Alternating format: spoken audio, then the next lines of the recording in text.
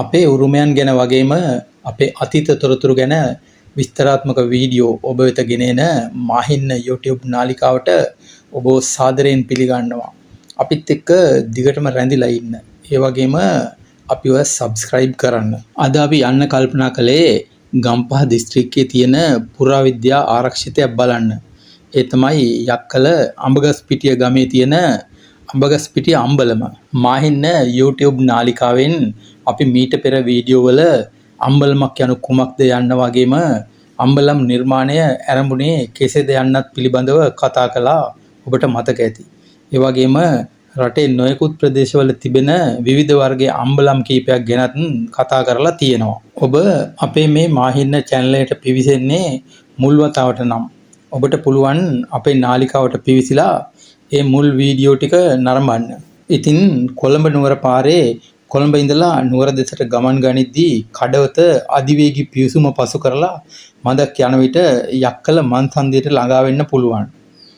යක්කල මන්සන්දියෙන් දකුණු දෙසට විහිද යන යක්කල රදාවාන පාරේ ඉදිරියට යද්දී අඹගස්පිටිය නම් ග්‍රාමයේදී මාර්ග අද්දර දකුණු දෙසින් ඇති මේ අම්බලම දැක ගන්න පුළුවන්. මේ ප්‍රදේශයේ ජනතාවට නම් අම්බලම් කියන්නේ සාමාන්‍ය දෙයක්.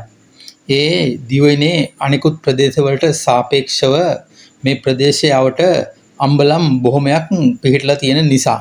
එදා රජ දවස විවිධාකාර ගමන් බිමන් වල යෙදුන ජනතාවට වගේම සංචාරයේ යෙදුන අයටද ගිමන් නිවා ගන්නට රාත්‍රිය ගත කරන්නට වගේම ගම්වාසීන්ට එක් රැස්වීමේ ස්ථානයක් වශයෙන් උත් යොදාගත් පොදු ස්ථානය තමයි අම්බලම. මුල්ම අවදියේ අම්බලම් නිර්මාණය සිදු කළේ විශාල රවුම් ගල් හතරක් මත තැබූ දැව කඳන් මත. එහි සතර කොන දැව කණු හතරක් සිටුවා ඒ මත පියස්සකින් ආවරණය කරන්නටත් කටයුතු කළා.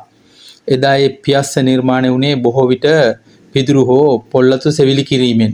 කාලයක් ගත වීමේදී ඒ ප්‍රදේශයේ ජනතාවගේ වත්පොහසත්කම හා හැකියාව මත මේ අම්බලම් නිර්මාණය වෙනස් වෙන්නට පටන් ගත්තා. අත්වාරමක් මත කෙටි ගඩොල් බැම්මක් බැඳ කපරාරු කිරීමටත් පියස්ස උළුසෙවිලි කිරීමටත් යොමු වුණා. ඒ අම්බලම භාවිතා කරන්නන් වැසි සුළං ආදියෙන් ආරක්ෂා විය යුතු නිසා. තවද තම ප්‍රදේශයේ ඇති අම්බලම තම උපරිම කැපකිරීමෙන් අලංකාරවත්ව ගොඩනගා ගන්නටත් එම ප්‍රදේශයේ ජනතාව උත්සාහ ගත්තා.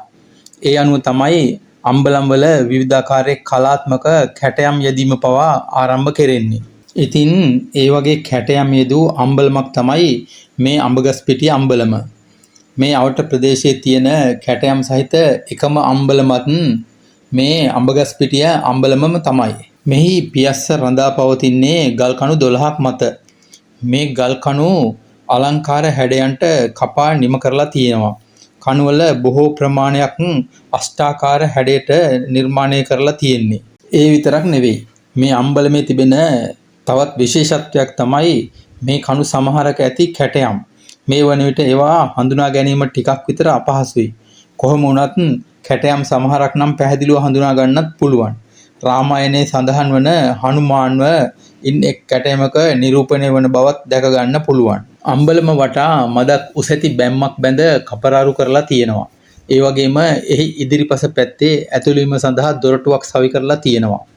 එම ඇතුළු වන දොරටුව පාමුල අර්ධ කවාකාර සඳකඩ පහනක ආකාරයේ පඩියකුත් දකින්න පුළුවන්. මෙහි කැටයම් ආදී විශේෂිත සලකුණු නම් කිසිවක් දකින්න නැහැ. ඒ වගේම අම්බලම ඇතුළත හිඳ ගැනීම සඳහා ආසන සකස් කරලා තියෙනවා.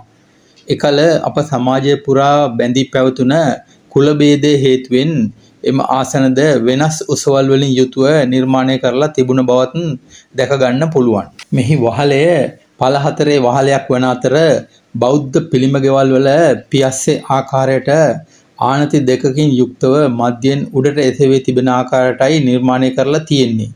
මේ වන විට මෙහි සිංහල උළු සෙවිලි කරලා තියෙනවා දකින්නත් පුළුවන්. එහෙමනම් මේ වගේ අපේ තවත් උරුමයක් හෝ අතිත් තොරතුරක් රැගෙන මාහින්න අපි ඉක්මනින්ම ඔබ හමුවට එනවා. හැමදාමත් ඔබ අපිත් එක්කම රැඳිලා ඉඳී කියලා අපි බලාපොරොත්තු වෙනවා. එතෙක් අපිව subscribe කරන්න. ස්තුතියි.